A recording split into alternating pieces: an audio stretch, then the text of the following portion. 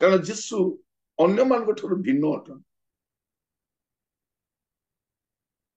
ପୃଥିବୀରେ ଅନେକ ନାମ ଅଛି, ଅସଂଖ୍ୟ ନାମ ଅଛି।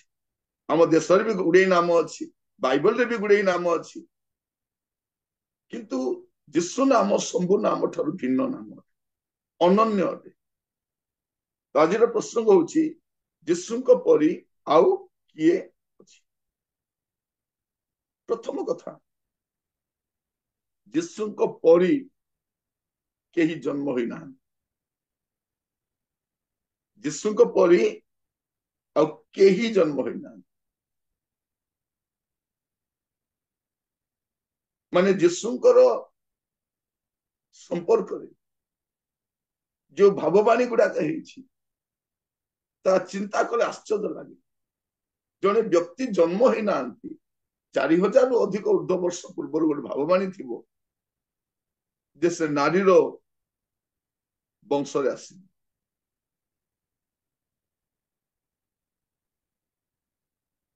ଆଦି ପୁସ୍ତକ 3 ପର୍ବ 15 ପଦ ଯଦି ପଢିବା, ଆଦି ପୁସ୍ତକ 3 ପର୍ବ 15 ପଦ। ଆଉ ଆମ୍ଭେ ତୁମ୍ଭର ଓ ନାରୀର ମଧ୍ୟରେ ପୁଣି ତୁମ୍ଭ ବଂଶ ଓ ତାଙ୍କ ବଂଶ ମଧ୍ୟରେ ବୈର ଭାବ ଜନ୍ମାଇବା। ସେ ତୁମ୍ଭର ମସ୍ତକକୁ ଆଘାତ କରିବେ ଓ ତୁମ୍ଭେ ତାହାଙ୍କ ଗୋଇଠିକି ଆଘାତ କରିବ। ଦେଖନ୍ତୁ କେତେ ବର୍ଷ ଆଗରୁ ଆଦି ପୁସ୍ତକରେ ପ୍ରଭୁ ଯୀଶୁ ଖ୍ରୀଷ୍ଟଙ୍କର ଜନ୍ମର ଭାବବାଣୀ ହଉଛି। ସେ କୋଉଠି ଜନ୍ମ ହଉଛନ୍ତି? ନୂତନ ନିୟମ। ମାନେ ଦୀର୍ଘ ବର୍ଷର ବ୍ୟବଧାନ ପରେ ପ୍ରଭୁ ଯୀଶୁ ଖ୍ରୀଷ୍ଟ ଆସୁଛନ୍ତି, କିନ୍ତୁ ଯାହା ଲେଖା ଯାଇଛି ତାହା ସଫଳ ହେଇଛି।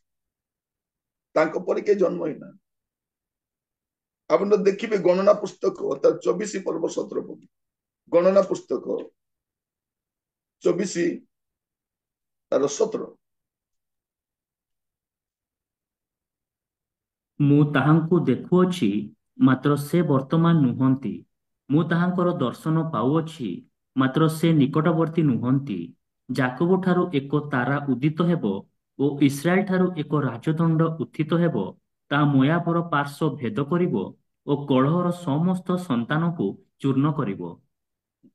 ଏଟା ଆମେ ଦେଖୁଛୁ ଯେ ବିଲିୟମ କଣ କହୁଛନ୍ତି? ମୁଁ ତାହାଙ୍କୁ ଦେଖୁଅଛି, ମୁଁ ତାହାଙ୍କୁ ଦେଖୁଅଛି, ମାତ୍ର ସେ ବର୍ତ୍ତମାନ ନୁହନ୍ତି।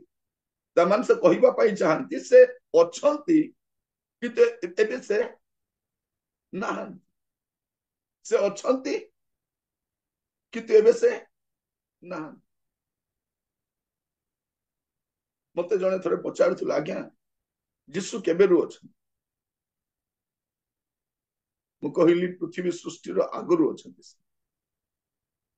ତୁମେ କହୁଛ ଦ୍ୱାପର ଯୁଗ ତ୍ରେତୟା ଯୁଗରେ ଏମାନେ ଆସିଥିଲେ, କିନ୍ତୁ ପ୍ରଭୁ ଯୀଶୁ ଖ୍ରୀଷ୍ଟ ଯୁଗ ଆରମ୍ଭ ହେବା ପୂର୍ବରୁ ସେ ଅଛନ୍ତି। ତାରିଖ ଆରମ୍ଭ ହେବା ପୂର୍ବରୁ, ବର୍ଷ ଆରମ୍ଭ ହେବା ପୂର୍ବରୁ ସେ ଅଛନ୍ତି। କାରଣ ବାଇବଲ କଣ କହୁଛି? ଏବ୍ରି ତାର 1 ପର୍ବ 2 ପଦରେ ତାହାଙ୍କ ଦ୍ୱାରା ସମସ୍ତ ବିଶ୍ବ ସୃଷ୍ଟ ହେଲା।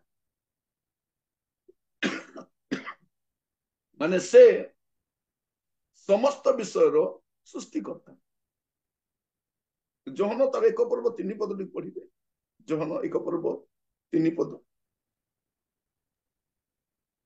ତାହାଙ୍କ ଦ୍ୱାରା ସମସ୍ତ ସୃଷ୍ଟ ହେଲା, ଆଉ ଯେ ସମସ୍ତ ସୃଷ୍ଟ ହୋଇଅଛି ସେଥିମଧ୍ୟରୁ ଗୋଟିଏ ସୁଦ୍ଧା ତାହାଙ୍କ ବିନା ସୃଷ୍ଟ ହୋଇନାହିଁ।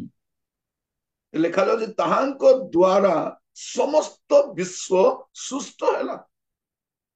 ମାନେ ଆମେ ପୃଥିବୀରେ ଯୋଉ ଅସ୍ତିତ୍ୱ ଦେଖୁଛୁ, ଯୋଉ ରାଜା ମାନଙ୍କର ଯୋଉ ଯୁଗର ଆମେ ଦେଖୁଛୁ, ୟାର ପୂର୍ବରୁ ସେ ଅଛନ୍ତି। ଆଉ ସେ କଣ କହୁଛନ୍ତି? ମୁଁ ତାହାଙ୍କୁ ଦେଖୁଅଛି, ମାତ୍ର ସେ ବର୍ତ୍ତମାନ ନୁହନ୍ତି। ମୁଁ ତାଙ୍କର ଦର୍ଶନ ପାଉଅଛି, ମାତ୍ର ସେ ନିକଟବର୍ତ୍ତୀ ନୁହନ୍ତି। ମାନେ ସେ କହୁଛନ୍ତି ମୁଁ ଦେଖୁଛି, ସେ ନାହାନ୍ତି। ଆଉ ସେ କହୁଛନ୍ତି ଯାକୁବ ଠାରୁ ଏକ ତାରା ଉଦିତ ହବ। ମାନେ ଯାକୁବ ବଂଶରୁ ସେ ଆସିବ। ଆଉ ସେ ଜନ୍ମ ହେବା ସମୟରେ ଗୋଟେ ତାରା ଦେଖାଯିବ। ପଣ୍ଡିତ ମାନେ ଆସି କଣ କହୁଛନ୍ତି? ଆମେ ମାନେ ତାହାଙ୍କ ତାରା।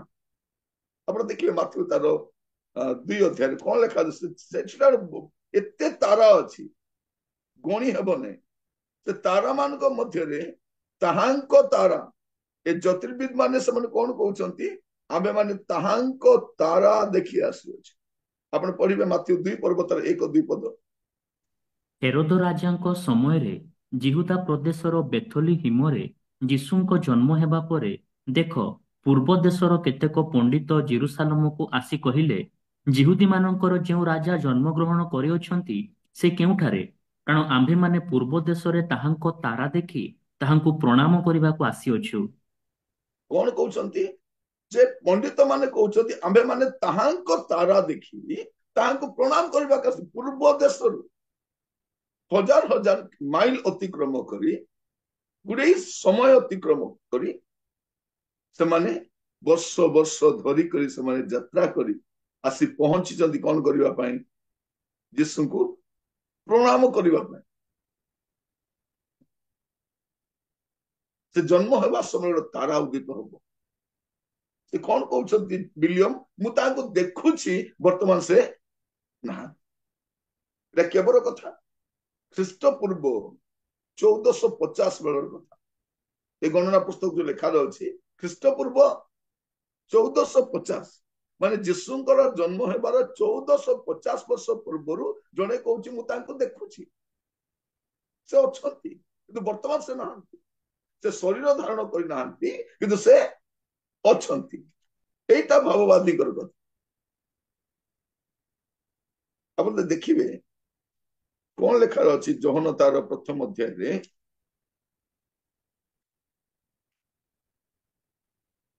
जोहन 1 पर्व 14 पद ଆଉ ସେହି ବାକ୍ୟ ଦେହବନ୍ତ ହେଲେ ପୁଣି ଅନୁଗ୍ରହ ଓ ସତ୍ୟରେ ପରିପୂର୍ଣ୍ଣ ହୋଇ ଆମ୍ଭମାନଙ୍କ ମଧ୍ୟରେ ବାସ କଲେ, ଆଉ ପିତାଙ୍କ ଠାରୁ ଆଗତ ଅଦ୍ୱିତୀୟ ପୁତ୍ରଙ୍କ ମହିମା ସଦୃଶ୍ୟ ଆମ୍ଭେମାନେ ତାହାଙ୍କ ମହିମା ଦେଖିଲୁ। ए कौन लेखा अछि और सेही वाक्य देहवंत हेले से थिले जहां को विलियम देखुछंती से कौन हेले देहवंत हेले से तो अछंती एटा मु कहिबा पई हमको यीशु सत्य बोली प्रमाण करबा पई फिल्म रो सहायता नेबाकू पड़बोनी यीशु सत्य बोली प्रमाण करबा पई हमको लोक को गंजेई खाई के ठेंगा बाड़ी दे बुलेबा पड़बोनी यीशु सत्य अटंती एमिति केते फिल्म आसिला गला अनेक राजा आसिले गले अनेक साम्राज्य आसिला गला यीशु को मारिबा पई तो हेरोद आरंभ कल हेरोद हेरोद हेरोद गला तर वंश गला सब गले यीशु अछंती मु कहिबा पई चाहे यीशु को परि आउ किए अछि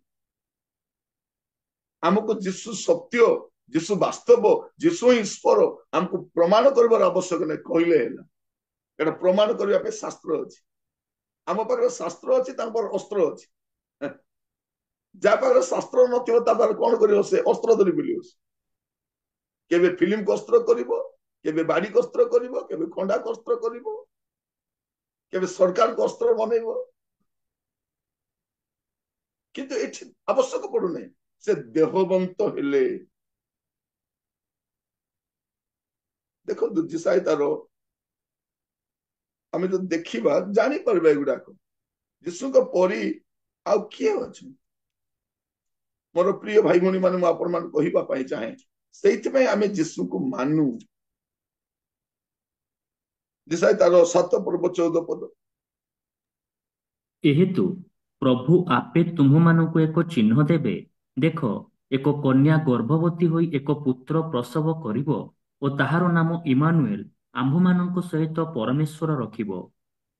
ଦେଖନ୍ତୁ ଏଠି କଣ ଲେଖା ଯାଉଛି ପ୍ରଭୁ ଯୀଶୁ ଏବେ ପର୍ଯ୍ୟନ୍ତ ଜନ୍ମ ହୋଇନାହାନ୍ତି ଲେଖା ଯାଉଛି ପ୍ରଭୁ ଆପେ ତୁମମାନଙ୍କୁ ଏକ ଚିହ୍ନ ଦେବେ ଏକ କନ୍ୟା ଗର୍ଭବତୀ ହୋଇ ପୁତ୍ର ପ୍ରସବ କରିବ ଆଉ ତାହାଙ୍କ ନାମ ଇମାନୁଏଲ नाम भी कहा जाउची कन्या गर्भवती पुत्र एटा लेखा जाउची यीशु कहानी नुहंती यीशु इतिहास अटंती यीशु काल्पनिक नुहंती यीशु पौराणिक नुहंती इतिहास अटंती यदि यीशु इतिहास नुहंती ताले एडीबीसी काढी दियो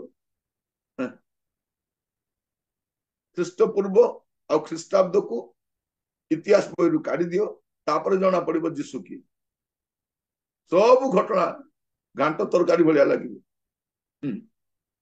ସବୁ ଘଟଣା, ରାଜା କେବେ ଆସିଥିଲେ, କେବେ ମଲେ, କେବେ ଜନ୍ମ ହେଲେ, କଣ ହେଲା, କିଛି ନଥିବ। କାହିଁକି? ଯୀଶୁ ହଉଛନ୍ତି ଇତିହାସ। ସେଇଥିପାଇଁ ପୃଥିବୀରେ ଅଧିକ ଲୋକ ଯୀଶୁକୁ ବିଶ୍ୱାସ କରନ୍ତି। ପୃଥିବୀରେ ହୁଏତ ଆପଣଙ୍କ ଗାଁରେ ଅଳ୍ପ ଲୋକ ଥାଇପାରନ୍ତି, ଆପଣଙ୍କ ସହରରେ, ଆପଣଙ୍କ ଜିଲ୍ଲାରେ, ଆପଣଙ୍କ ରାଜ୍ୟରେ, କିନ୍ତୁ ପୃଥିବୀରେ। କାହିଁକି? ଜଣେ ବାଇବଲ ଥରେ ପଢିଛନ୍ତି, ଜଣେ ସତ୍ୟ ଈଶ୍ୱରଙ୍କୁ ଜାଣିଛନ୍ତି। ବାଇବଲ ବିନା ସତ୍ୟ ଈଶ୍ୱରଙ୍କୁ ଜାଣି ହେବନି। ଆମ ଦେଶର ଲୋକ ଭ୍ରମିତ କାହିଁକି ହେଉଛନ୍ତି? ଏବେ ପର୍ଯ୍ୟନ୍ତ ବାଇବଲ ପଢି ନାହାନ୍ତି। ବାଇବଲ ପଢିଲା ପରେ ଦୁଧ କା ଦୁଧ ପାନି କା ପାନି ହେଇଯିବ। ଈଶ୍ୱର କିଏ ଜଣା ପଡିଯିବ। ଈଶ୍ୱର କାଳ୍ପନିକ ନା ବାସ୍ତବ ଜଣା ପଡିଯିବ। ଲେଖାଯାଉଛି କଣ? ତାଙ୍କର ଜନ୍ମ ବିଷୟରେ କେବେ ଲେଖାଯାଉଛି? ପ୍ରାୟ 740 ବର୍ଷ ଆଗରୁ ଲେଖାଯାଉଛି। ଯିଶାଇ କେବେ ଲେଖୁଛନ୍ତି? ପ୍ରାୟ 740 ବର୍ଷ ଆଗରୁ ଲେଖୁଛନ୍ତି। ଏଇଥିପାଇଁ ଯୀଶୁଙ୍କର ଜନ୍ମ ଅନ୍ୟଠାରୁ ଭିନ୍ନ ଅଟେ। ଅନ୍ୟଠାରୁ ଭିନ୍ନ। ମୋର ପ୍ରିୟ ଭାଇ ଭଉଣୀ ମାନେ, ମୁଁ ଆପଣମାନଙ୍କୁ କହିବା ପାଇଁ ଚାହେଁ, ଯୀଶୁଙ୍କ ପରି ଆଉ କିଏ ଅଛି? ଯଦି ଆପଣ ଦେଖିବେ ମିଖା ପୁସ୍ତକ, ତାର 5 ପର୍ବ 2 ପଦ, ମିଖା 5 ତାର 2।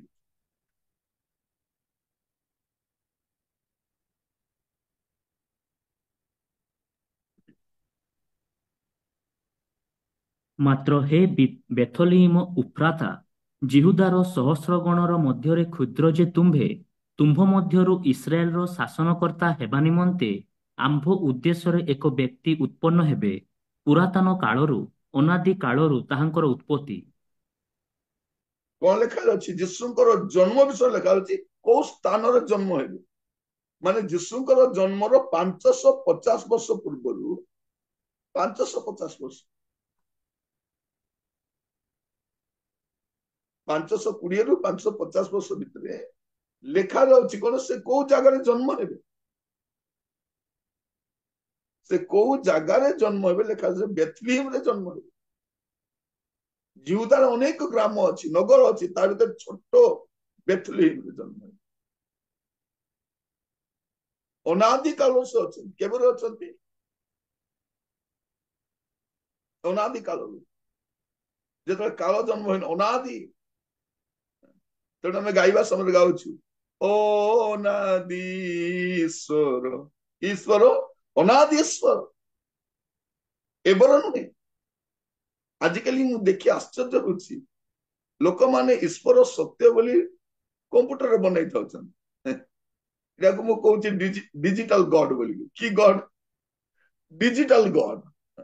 ସେମାନେ ଆକାଶ ଉଡୁଛନ୍ତି, ଲୋକକୁ ମାରୁଛନ୍ତି, ଲୋକକୁ ଉଦ୍ଧାର କରୁଛନ୍ତି। ଏସବୁ କଣ ଚାଲିଛି? ଡିଜିଟାଲ। ଯୀଶୁ ଡିଜିଟାଲ ନୁହଁ। ଯୀଶୁ ବାସ୍ତବ ସତ୍ୟ ଆଉ ଖ୍ରୀଷ୍ଟିଆନିଟିକୁ ବଞ୍ଚାଇବା ପାଇଁ ସିନେମାର ସାହାଯ୍ୟ ଦରକାର ନାହିଁ। ବାଇବଲ ନିଜେ ଯଥେଷ୍ଟ ଅଟେ। ବାଇବଲ ନିଜେ ଯଥେଷ୍ଟ ଅଟେ। ମୁଁ ପ୍ରତ୍ୟେକଙ୍କୁ କହିବା ପାଇଁ ଚାହେଁ, ଯୀଶୁକୁ ଗ୍ରହଣ କରିବା ପୂର୍ବରୁ ବା ଯୀଶୁକୁ ଉପେକ୍ଷା କରିବା ପୂର୍ବରୁ ବାଇବଲ ଥରେ ପଢିବା ଦରକାର। ତେବେ ସେ ବାସ୍ତବ ଜାଣିବ। ଏମାନେ ତ ବାଇବଲ ପଢିବାକୁ ଦଉନାହାନ୍ତି। ବାଇବଲ ପଢିଲେ କାରଣ ବୋକା ବନାଇ ହବନି। ଯୋଉ ଲୋକ ଥରେ ବାଇବଲ ପଢିଦବ, ତାକୁ ଆଉ ବୋକା ବନେଇ ହବନି। ତା ସବୁ ଗଲେ ବି ସେ ଯୀଶୁକୁ ଛାଡିବନି। ଗାଁ ଯିବ, ଘର ଯିବ, ଜୀବନ ଯିବ, ସବୁ ଗଲେ ବି ଯୀଶୁକୁ ଛାଡିବନି। ଯୀଶୁଙ୍କ ପରି ଆଉ କିଏ ଅଛି? ତାଙ୍କ ପରି କେହି ଜନ୍ମ ହେଇନାହାନ୍ତି। ଲୁକ ତାର 1 ପର୍ବ 35 ପଦଟି ପଢିବେ। ଲୁକ 1 ତାର 35। ଦୂତ ତାଙ୍କୁ ଉତ୍ତର ଦେଲେ, ପବିତ୍ର ହଁ, ଆତ୍ମା ତୁମ୍ଭ ଉପରେ ଅବତରଣ କରିବେ ଓ ପରାତ୍ପରଙ୍କ ଶକ୍ତି ତୁମ୍ଭକୁ ଆବୋରିବ। ଏଣୁ ଯେ ଜାତ ହେବେ ସେ ପବିତ୍ର ଓ ଈଶ୍ୱରଙ୍କ ପୁତ୍ର ବୋଲି ଖ୍ୟାତ ହେବେ। ଯୀଶୁଙ୍କର ଜନ୍ମ କିପରି ହେବ? ପବିତ୍ର ଆତ୍ମା ତୁମ ଉପରେ ଅବତରଣ କରିବେ ଓ ପରାତ୍ମାଙ୍କ ଶକ୍ତି ତୁମକୁ ଆବରିବ। ଏଣୁ ଯେ ଜାତ ହେବେ ସେ ପବିତ୍ର ଓ ଈଶ୍ୱରଙ୍କ ପୁତ୍ର ବୋଲି ଖ୍ୟାତ ହେବେ। କାହାର ପୁତ୍ର? ସେ ରାଜକୁମାର ନୁହନ୍ତି, ଈଶ୍ୱରଙ୍କ ପୁତ୍ର। ଆଉ ଈଶ୍ୱରଙ୍କ ପୁତ୍ର କିଏ? ଯେ ଜଗତର ସୃଷ୍ଟିକର୍ତ୍ତା, ଯାହାଙ୍କ ଦ୍ୱାରା ସମସ୍ତ ବିଶ୍ୱ ସୃଷ୍ଟି ହେଲା। ଏବେ ପୃଥିବୀରେ ଆମେ ଯେତେ ରାଜା ମହାରାଜା ସାମ୍ରାଜ୍ୟ ଦେଖୁଛୁ ଏସବୁ ସୃଷ୍ଟି ପରେ ହେଲା, ସୃଷ୍ଟି ପୂର୍ବରୁ ସେ ଅଛନ୍ତି। ଆଉ ସେ କାହିଁକି ଆସିଲେ? ଲୁକ ତାର 2 ପର୍ବ 10-11 ଲେଖାଯାଇଛି। ଲୁକ 2:10-11। ସେଥିରେ ଦୂତ ସେମାନଙ୍କୁ କହିଲେ, ଭୟ କର ନାହିଁ। ଦେଖ, ମୁଁ ସମସ୍ତ ଲୋକଙ୍କର ଅତ୍ୟନ୍ତ ଆନନ୍ଦଜନକ ସୁସମାଚାର ତୁମ୍ଭମାନଙ୍କୁ ଜଣାଉଅଛି। କାରଣ ଆଜି ଦାଉଦଙ୍କ ନଗରରେ ତୁମ୍ଭମାନଙ୍କ ନିମନ୍ତେ ତ୍ରାଣକର୍ତ୍ତା ଜନ୍ମଗ୍ରହଣ କରିଅଛନ୍ତି, ସେ ଖ୍ରୀଷ୍ଟ ପ୍ରଭୁ। ପ୍ରଭୁ ଯୀଶୁ ଖ୍ରୀଷ୍ଟ ଯେ ଜନ୍ମଗ୍ରହଣ କଲେ ସେ କିଏ? ସେ ତ୍ରାଣକର୍ତ୍ତା ଅଟନ୍ତି। ତ୍ରାଣକର୍ତ୍ତା। ଏବେ ଆମର ଦେଶର ଲୋକମାନେ ପ୍ରମାଣ କରିବା ପାଇଁ ପଡୁଛି, ନାଇଁ ଏଇଠି ମୁକ୍ତି ଅଛି, ସେଇଠି ମୁକ୍ତି ଅଛି, ସେଇଠି ମୁକ୍ତି ଅଛି। ଯୀଶୁଙ୍କ ଜନ୍ମ ସମୟରେ ଘୋଷଣା କରାଯାଉଛି ଯେ ଇଏ ତ୍ରାଣକର୍ତ୍ତା ଅଟନ୍ତି। ଯେ ଜାତ ହେବେ ସେ କିଏ ଅଟନ୍ତି?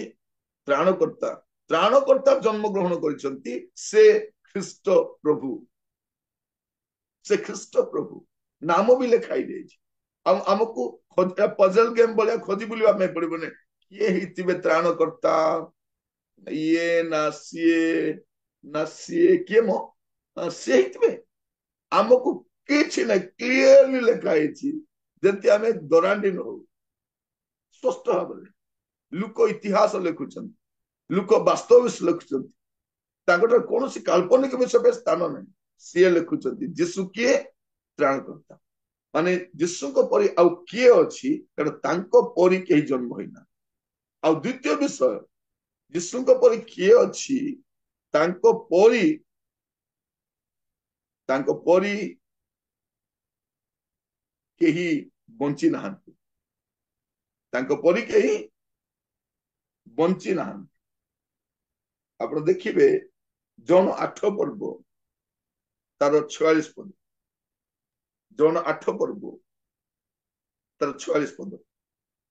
ମୋ ଠାରେ ପାପ ଅଛି ବୋଲି ତୁମ୍ଭମାନଙ୍କ ମଧ୍ୟରୁ କିଏ ପ୍ରମାଣ ଦେଉଅଛି? ମୁଁ ଯେବେ ସତ୍ୟ କହେ, ତେବେ ତୁମ୍ଭେମାନେ କାହିଁକି ମୋତେ ବିଶ୍ୱାସ କରୁନାହଁ? ଏଠି ଆମେ କଣ ଦେଖୁଛୁ? ଦେଖନ୍ତୁ, ଲେଖାଯାଉଛି ମୋ ଠାରେ ପାପ ଅଛି ବୋଲି ତୁମମାନଙ୍କ ମଧ୍ୟରୁ କିଏ ପ୍ରମାଣ ଦେବ?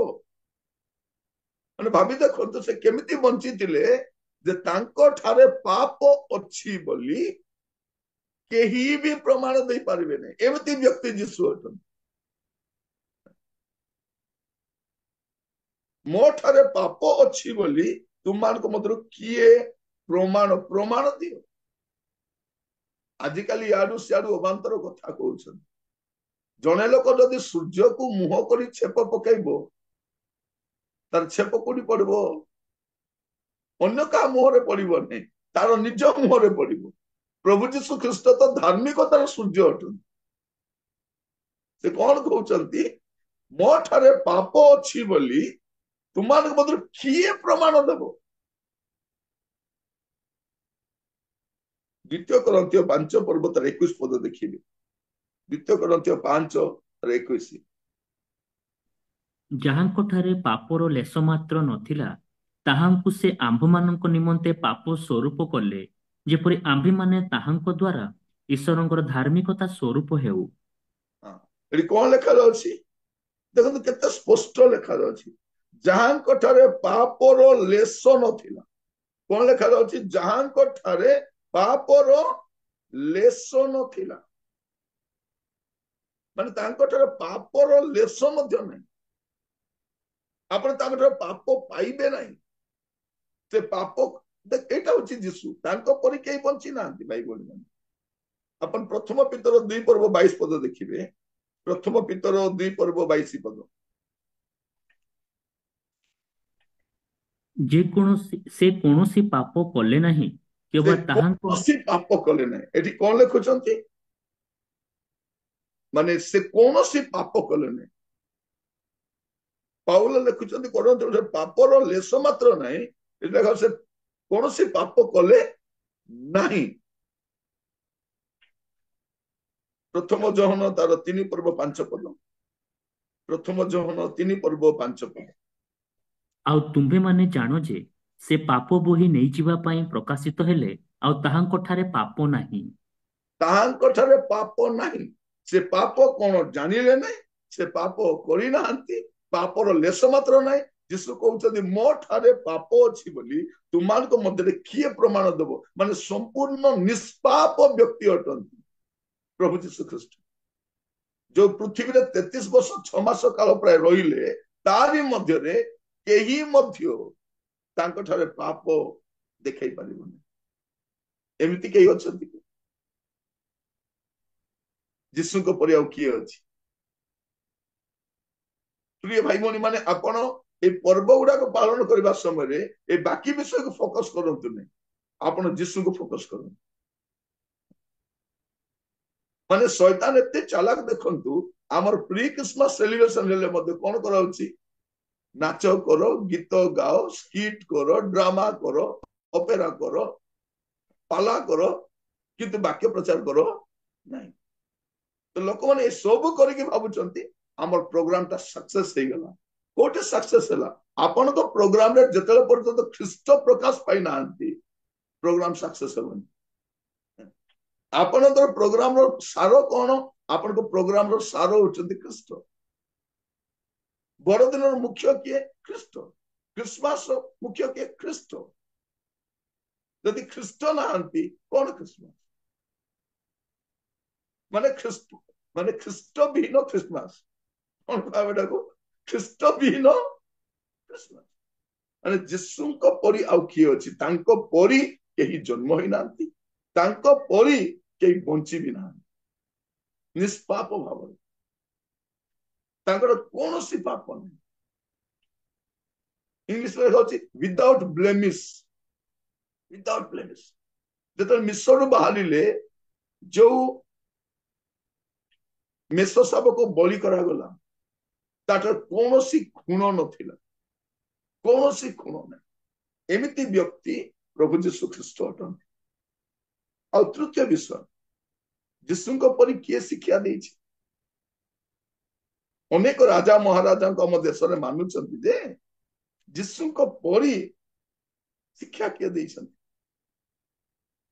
लुक तार 4 पर्व 22 पद लुक 4 पर्व 22 पद आउ समस्ते ताहांको संबंधरे साक्ष्य देबाकू लागिले ओ ताहांको मुख निर्गत अनुग्रहर वाक्यरे चमत्कृत हेले पुणी सेमाने कहिबाकू लागिले ए कोन जोसेफर पुत्र नुहे कौन हेले तांकर मुख निर्गत अनुग्रह वाक्यर चमत्कृत हेले आउट जा लेखा अछि कोन ताहांकर शिक्षा अधिकार युक्त शिक्षा पर थिला शास्त्री फरीसी मान शिक्षा पर नथिला तांको शिक्षार अधिकार थिला तांको मुखर वाक्यर लोक माने चमत्कृत हो जाउछ चमत्कृत मोर प्रिय भाई भौणी माने तांको मुखर निर्गत अनुग्रहर वाक्य देखा जाछि से उच्च स्वर करिवे ना से राजदंड रे से चित्कार करिवे ना तांको स्वर बहुत क्षीण अटे बहुत शांत अटे और तांकर परिके शिक्षा देना महात्मा गांधी से नूतन नियम पार्वत्य उपदेश पढ़ी से जानी गले जे जीशु को परिया कहीं ना माने गोटे पार्वत्य उपदेश यथेष्ट आपण जदि माथ्यू 5 6 7 एकाठर बसी पढ़िबे आपण जानी जिवे जे तांको परिया के शिक्षा दे पारिबे तांको शिक्षा अधिकार युक्त शिक्षा पर दिला तांको शिक्षा सुनी लोक माने अचंबित हो जाउथिले तांको मुखरु जो अनुग्रहर वाक्य बाहर करथला माने तांको परी के शिक्षा भी देना आ चतुर्थ रे तांको परी के आश्चर्य कर्म भी करिना इतिहास रे आपण देखिबे तांको परी आश्चर्य कर्म केही करिना तांको परी आश्चर्य कर्म आपण जब देखिबे जोहन 2 पर्व तर 11 पद देखो जोहन 2 पर्व तर 11 पद जीशु एही प्रकारे गालिलीर कान्नारे आश्चर्य कर्म आरंभ करी अपना महिमा प्रकाश कले आउ ताहांको शिष्य माने ताहांको ठारे विश्वास कले प्रभु जीशु ख्रीष्ट कान्नारे तांकर आश्चर्य कर्म आरंभ कले ତାପରେ ସେ ଆଶ୍ଚର୍ଯ୍ୟ କର୍ମ କରି କରି କରି 5 ରୋଟି 2 ମାଛରେ 5,000 ପୁରୁଷ ସ୍ତ୍ରୀ ପିଲାମାନେ ଖାଇବାକୁ ଦେଲେ। ପ୍ରଭୁ ଯୀଶୁ ଜଳ ଉପରେ ଚାଲିକି ଯାଉଛନ୍ତି। ପ୍ରଭୁ ଯୀଶୁ ପବନକୁ ଶାନ୍ତ କରୁଛନ୍ତି, ଝଡକୁ ଶାନ୍ତ କରୁଛନ୍ତି। ଆମ ଦେଶର ଲୋକ ପବନକୁ ପୂଜା କରୁଛନ୍ତି, କିନ୍ତୁ ପବନକୁ କିଏ ସୃଷ୍ଟି କରିଛନ୍ତି? ପ୍ରଭୁ ଯୀଶୁ ସୃଷ୍ଟି କରିଛନ୍ତି। ଶିଷ୍ୟମାନେ ଆଚମ୍ବିତ ହଉଛନ୍ତି, ଇଏ ତେବେ କିଏ? ସେ ସମୁଦ୍ର ଆଉ ଝଡ ବି ପବନ ବି ତାଙ୍କ କଥା ମାନୁଛି। ଆଶ୍ଚର୍ଯ୍ୟକର ମଧ୍ୟ ଦେଖନ୍ତୁ, ଯୀଶୁଙ୍କର ଲୁଗା ଛୁଇଁକି 12 ବର୍ଷର ରୋଗୀ ସୁସ୍ଥ ହେଇଯାଉଛି। ଯୀଶୁ ଯାଇ କହୁଛନ୍ତି ଉଠ, ଖଟିଆ ଘିନି ଚାଲ। 38 ବର୍ଷର ରୋଗଗ୍ରସ୍ତ ଲୋକ ଉଠିକି ଚାଲୁଛି। ମାନେ ଭାବି ଦେଖନ୍ତୁ, ମରି ଯାଇଥିବା 4 ଦିନର ମଢା ଯାହାକୁ ସମାଧି ଦିଆ ଯାଇ ସାରିଛି, ତାକୁ ପ୍ରଭୁ ଯୀଶୁ ଉଠାଉଛନ୍ତି। ଅନ୍ଧକୁ ଦୃଷ୍ଟି ଦଉଛନ୍ତି। ମାନେ ଆଶ୍ଚର୍ଯ୍ୟ। ମାନେ ପ୍ରଭୁ ଯୀଶୁ ଖ୍ରୀଷ୍ଟଙ୍କର ଯଦି ଦେଖିବେ, ତାଙ୍କର ଅଧିକାର କାହା ଉପରେ ଥିଲା? ପ୍ରକୃତି ଉପରେ ଥିଲା, ମନ୍ଦ ଆତ୍ମା ଗୁଡିକ ଉପରେ ଥିଲା, ମୃତ୍ୟୁ ଉପରେ ବି ଥିଲା। ତାଙ୍କ ପରି ଆଶ୍ଚର୍ଯ୍ୟ କର୍ମ କେହି କରିନାହାନ୍ତି। ତେଣୁ ଯୀଶୁଙ୍କ ପରି ଆଉ କିଏ ଅଛି? ଯଦି କେହି ଆପଣଙ୍କୁ ପଚାରିବ ଆପଣ ଯୀଶୁକୁ କାହିଁକି ବିଶ୍ୱାସ କରନ୍ତି, କହିବାର ଅଛି ଆପଣ। ବଡଦିନ ହଉଛି କହିବାର ମାସ। ଯଦି ସ୍ୱର୍ଗର ଦୂତ ମାନେ ଆସି କହୁଛନ୍ତି, ଆପଣ ଆପଣଙ୍କ ପଡୋଶୀ କାହିଁ କହିପାରିବେନି? ସ୍ୱର୍ଗର ଦୂତ ମାନେ ଆସୁଛନ୍ତି, ଆପଣଙ୍କ ପାଖରେ ମୋବାଇଲ ଫୋନ ଦିଆହେଇଛି, ଆପଣ କାହିଁ କହିପାରିବେନି? ଯଦି ଏଇ ସିଜନରେ ଆପଣ କୌଣସି ଭଲ ମେସେଜ ଶୁଣିଲେ ସେୟାର କରନ୍ତୁ, ଭଲ କୋଟେସନ ପାଇଲେ ସେୟାର କରନ୍ତୁ, ଭଲ ବାକ୍ୟ ପାଇଲେ ସେୟାର କରନ୍ତୁ, ଅନ୍ୟକୁ ପଠାନ୍ତୁ। ଆପଣ ବି ଗୋଟେ ଦୂତ ହୁଅନ୍ତୁ ଅନ୍ୟ ପାଇଁ। ଅନ୍ୟ ଦୂତ ମାନେ ଅନ୍ୟର ଉଦ୍ଧାର କାରଣ ହୁଅନ୍ତୁ, ଅନ୍ୟକୁ ସୁସମାଚାର କହିବାର ମାଧ୍ୟମ ହୁଅନ୍ତୁ। ଘରେ ବସିକି କେକ୍ କେମିତି ବନାଯାଏ, ଘର କେମିତି ସଜାଯାଏ, ଏଇଗୁଡାକ ଖୋଜି ମୋବାଇଲରେ ବସି ଦେଖନ୍ତୁ। ଆରିସା କେମିତି ବନାଯାଏ, ରସକେକ୍ କେମିତି ବନାଯାଏ, ଏସବୁରେ ଆପଣ ପଢନ୍ତୁ। ନିଜକୁ ଡେକୋରେଟ କରିବା ପାଇଁ ବ୍ୟସ୍ତ ହୁଅନ୍ତୁ। ପ୍ରିୟ ଭାଇ ଭଉଣୀ ମାନେ, ଏବେ ଦେଖୁଛୁ ଆମେ ଚର୍ଚ୍ଚ ସଜାଉଛୁ, ଲିଚୁମାଳ କରୁଛୁ, ଏସବୁ କରୁଛୁ। ମୁଁ ଅନେକ ଜାଗାରେ ଦେଖୁଛି ମଣ୍ଡଳୀର ଗୁଡେଇ ପଇସା ବିଶ୍ୱାସୀଙ୍କ ଠାରୁ ମଧ୍ୟ ଆଦାୟ କରିକି ସେ ରାସ୍ତାକୁ ସଜାଉଛନ୍ତି। ରାସ୍ତା ଏଟା ଦଶହରାରେ କରନ୍ତୁ ସେମାନେ, ଏମାନେ ସେମାନଙ୍କ ପର୍ବପର୍ବାଣିରେ କରନ୍ତୁ, ଆପଣଙ୍କୁ କଣ ଆବଶ୍ୟକ ପଡିଛି? ଏଇ ପଇସାରେ ଆପଣ ଗରିବ ମାନଙ୍କ ପାଇଁ ଶାଢୀ କିଣି ପାରିବେ, ଖାଦ୍ୟ କିଣି ପାରିବେ, ଲୁଗା କିଣି ପାରିବେ, ତାଙ୍କୁ ସାହାଯ୍ୟ କରିପାରିବେ। ଏ ଲିଚୁମାଳ କରି ସେ ଦୋକାନୀକୁ ଆଶୀର୍ବାଦ କରୁଛନ୍ତି। ଲୋକମାନେ ଜଗିଛନ୍ତି ଯେ ଖ୍ରୀଷ୍ଟିଆନ ମାନଙ୍କ ପର୍ବ କେବେ ହେବ, ମୋର ଲିଚୁ ଯାଇକି ସେଠି ଲାଗିବ। 3, 4, 5 ଲକ୍ଷ ଟଙ୍କା ଖର୍ଚ୍ଚ କରୁଛନ୍ତି। ଆପଣଙ୍କର ବଡ ଦିନ କୋଉଠି ମିନିଂଫୁଲ ଭାବରେ ଜୀବନ ଆପଣ କାଟନ୍ତୁ। କୁହନ୍ତୁ ଲୋକ, ଯୀଶୁଙ୍କ ପରି ଆଉ କିଏ ଅଛି? ଆଉ ଯୀଶୁଙ୍କ ପରି ଦୁଃଖ ଭୋଗ କରି ସେମିତି କେହି ମରିବି ନାହାନ୍ତି। ଯୀଶୁଙ୍କ ପରି ଦୁଃଖ ଭୋଗ ଆଉ ଯୀଶୁଙ୍କ ପରି ମରଣ ଆଉ କାହାର ନାହିଁ। କାରଣ ଆପଣ ଆଉ ମୁଁ ନିଜ ପାଇଁ ମରୁ, ଯେ ମରେ ନିଜ ପାଇଁ ମରେ। ପ୍ରଭୁ ଯୀଶୁ କଣ କହୁଛନ୍ତି? ସମୁଦାୟ ଜଗତ ପାଇଁ ସେ ମରୁଛନ୍ତି। ଜଣେ ବ୍ୟକ୍ତି ଯେ ପୃଥିବୀର ସମସ୍ତ ବିଶ୍ୱବାସୀଙ୍କ ପାଇଁ, ତାଙ୍କର ସୁଷ୍ଠ ମନୁଷ୍ୟ ପାଇଁ ସେ ତ୍ରାଣକର୍ତ୍ତା ହିଁ ଆସେ। ଆପଣ ମସ୍ତ ଖୋଲନ୍ତୁ ଏବ୍ରି ତାର 10 ପର୍ବ, ତାର 4 ଆଉ 5 ପର୍ବ। କାରଣ ବୃଷ ଓ ଛାଗର ରକ୍ତ ଯେ ପାପ ହରଣ କରିବ, ଏହା ଅସମ୍ଭବ। ସେଥିପାଇଁ ଖ୍ରୀଷ୍ଟ ଜଗତକୁ ଆଗମନ କରି କହନ୍ତି, ବଳିଦାନ ଓ ନୈବେଦ୍ୟ ନ ଲୋଡ଼ି ମୋ ନିମନ୍ତେ ଏକ ଶରୀର ପ୍ରସ୍ତୁତ କଲ। ଏଠି କଣ ଲେଖାଯାଉଛି? ପ୍ରଭୁ ଯୀଶୁ ଖ୍ରୀଷ୍ଟ କାହିଁକି ଆସିଲେ? ଯେ ବୃଷ ଆଉ ଛାଗର ରକ୍ତ ଦ୍ଵାରା ପାପ ହରଣ ହେବ ନାହିଁ। ଏବେ ବି ଆମ ଦେଶର ବୋକା ମାନେ ଛେଳି ବଳିଦାନ କରୁଛନ୍ତି, କୁକୁଡା ବଳି କରୁଛନ୍ତି, ଅନେକ ପ୍ରକାର ବଳି ଦଉ, ଜାଣିନାହାନ୍ତି। ମୁଁ ପାପ କରିବି, ଛେଳି ମଲେ କଣ ହବ? ମୁଁ ପାପ କରିବି, କୁକୁଡାକୁ ବଳି ଦେବି କି? କୁକୁଡା କଣ କରିଥିଲା? କୁକୁଡା କଣ କରିଛି? ସେଇଥିପାଇଁ ପ୍ରଭୁ ଯୀଶୁ ଆସିଲେ ନାଇଁ ମଣିଷର ପାପ ପାଇଁ ଜଣେ ମଣିଷ ହିଁ ବଳିକୃତ ହେବାର ଅଛି। ତେଣୁ ପ୍ରଭୁ ଯୀଶୁ ଖ୍ରୀଷ୍ଟ ଶରୀର ନେଇ ଆସିଲେ। ଏଟା ପୃଥିବୀରେ ଆଉ ନିଷ୍ପାପ ବ୍ୟକ୍ତି କେହି ନାହାନ୍ତି। ପୃଥିବୀରେ କୌଣସି ନିଷ୍ପାପ ବ୍ୟକ୍ତି ଜନ୍ମ ହୋଇନାହାନ୍ତି ଯେ ମନୁଷ୍ୟର ପାପ ବହିକି ନେଇ ଯିବ। ସେଇଥିପାଇଁ ସ୍ୱୟଂ ଈଶ୍ୱର ମାନବ ଦେହ ଧାରଣ କରି ଆସିଲେ। କଣ କରିବା ପାଇଁ? କ୍ରୁଶରେ ବଳିକୃତ ହେବା ପାଇଁ, ରକ୍ତ ବୁହାଇବା ପାଇଁ। ଆପଣ ଦେଖିବେ ସେଇ ଏବ୍ରି 9 ପର୍ବ ତାର 22 ପଦରେ କଣ ଲେଖା ଅଛି? ପୁଣି ବ୍ୟବସ୍ଥା ଅନୁସାରେ ପ୍ରାୟ ସମସ୍ତ ବିଷୟ ରକ୍ତ ଦ୍ୱାରା ଶୁଚୀକୃତ ହୁଏ, ଆଉ ରକ୍ତପାତ ବିନା ପାପ ମୋଚନ ହୁଏ ନାହିଁ। ରକ୍ତପାତ ବିନା ପାପ ମୋଚନ ହୁଏ। ପ୍ରଭୁ ଯୀଶୁ ସେ ରକ୍ତପାତ ନିଜର ରକ୍ତପାତ କରିବା ପାଇଁ, ଅନ୍ୟ ରାଜା ମାନେ ଅନ୍ୟର ରକ୍ତପାତ କରିବାକୁ ଆସିଥିଲେ, କିନ୍ତୁ ଏଇ ରାଜା ନିଜର ରକ୍ତ ଦେବା ପାଇଁ ଆସିଥିଲେ, ନିଜର ରକ୍ତ। ସେଥିପାଇଁ ଯୀଶୁଙ୍କ ପରି ଆଉ କିଏ ଅଛି?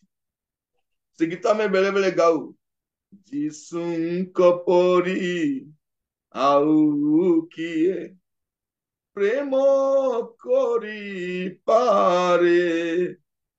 ଯୀଶୁଙ୍କ ପରି ଆଉ କିଏ କ୍ଷମା ଦେଇପାରେ, କ୍ଷମା ଯୀଶୁଙ୍କ ପରି ଆଉ କିଏ? ଆଉ କିଏ?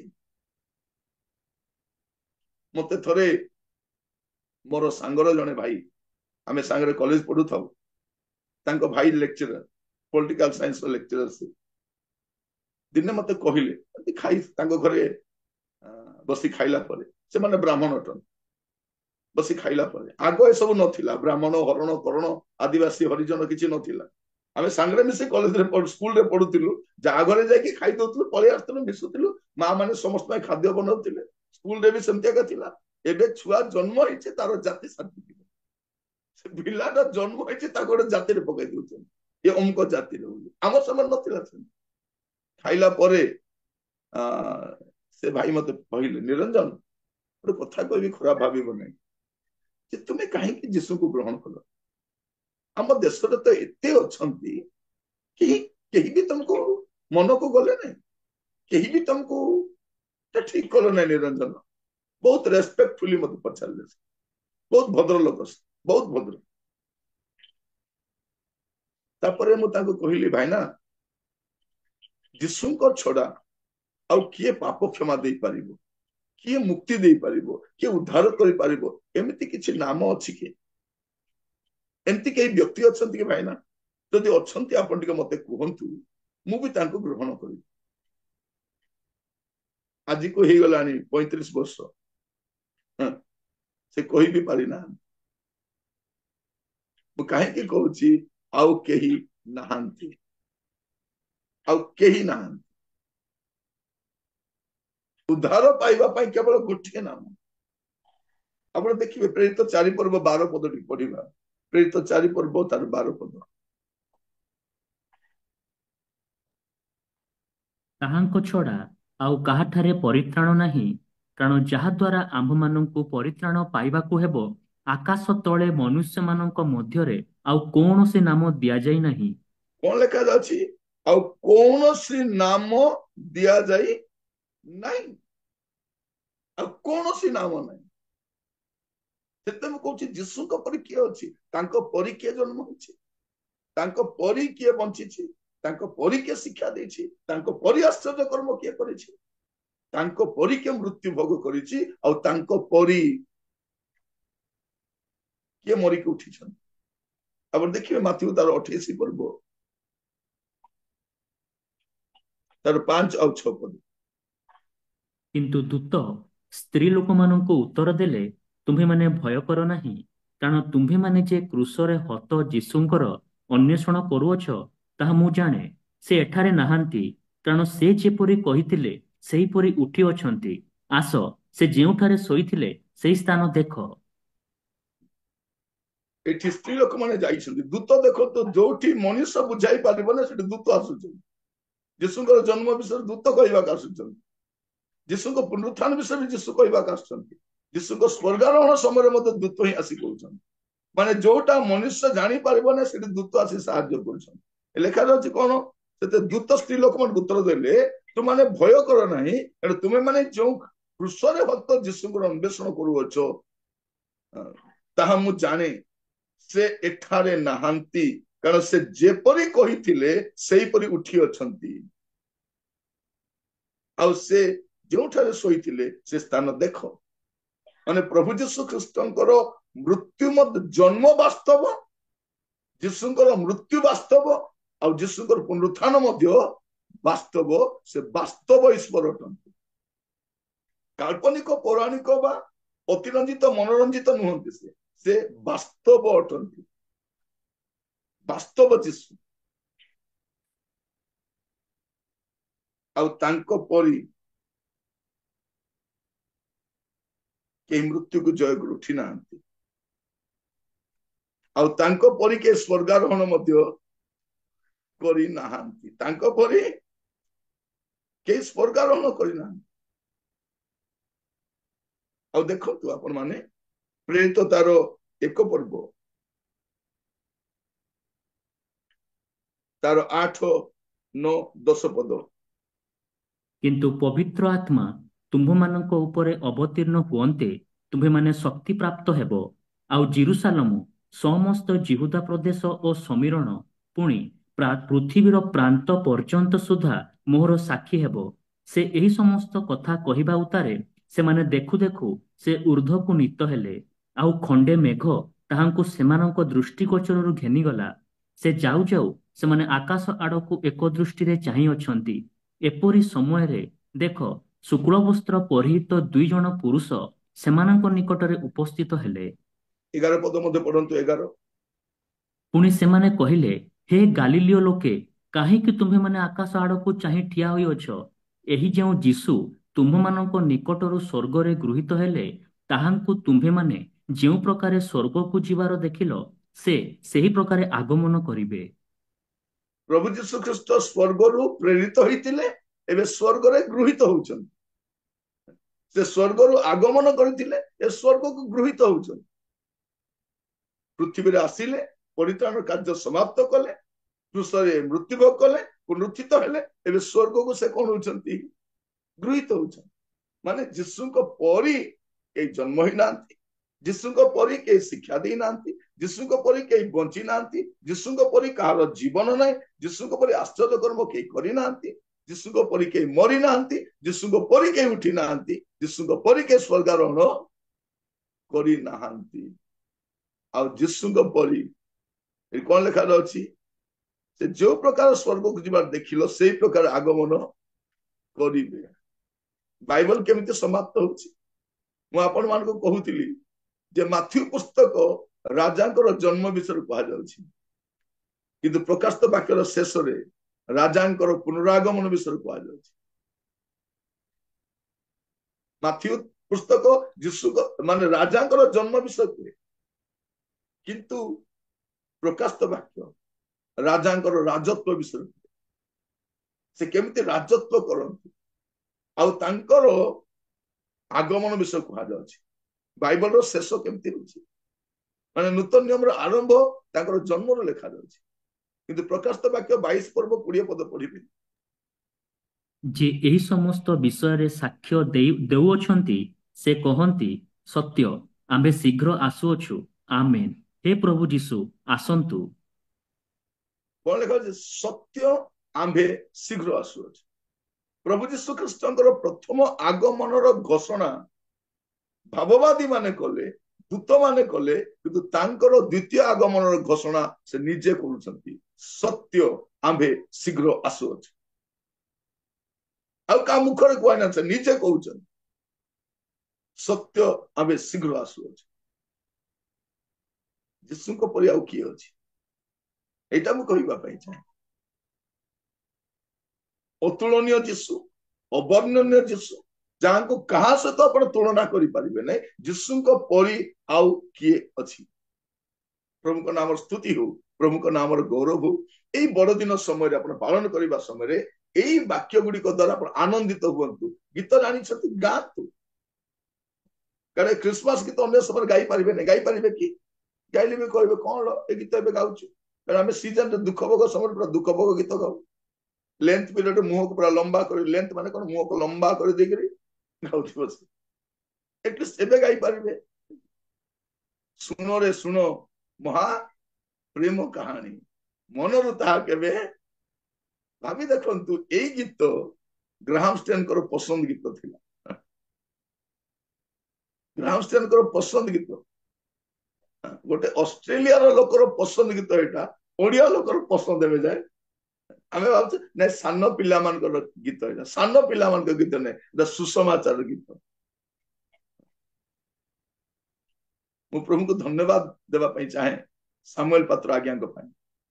ତାଙ୍କ ପରି ଖ୍ରୀଷ୍ଟିଆନ ଗୀତ ଲେଖିବା ଲୋକ ମୁଁ ଏବେ ପର୍ଯ୍ୟନ୍ତ ମୋ ସମୟରେ ମୁଁ ଦେଖିନାହିଁ। ଏତେ ଆତ୍ମିକ, ଏତେ ଭଦ୍ର, ଏତେ ସୁନ୍ଦର ଲୋକ, ଏତେ ସୁନ୍ଦର ସ୍ୱଭାବର ଲୋକ।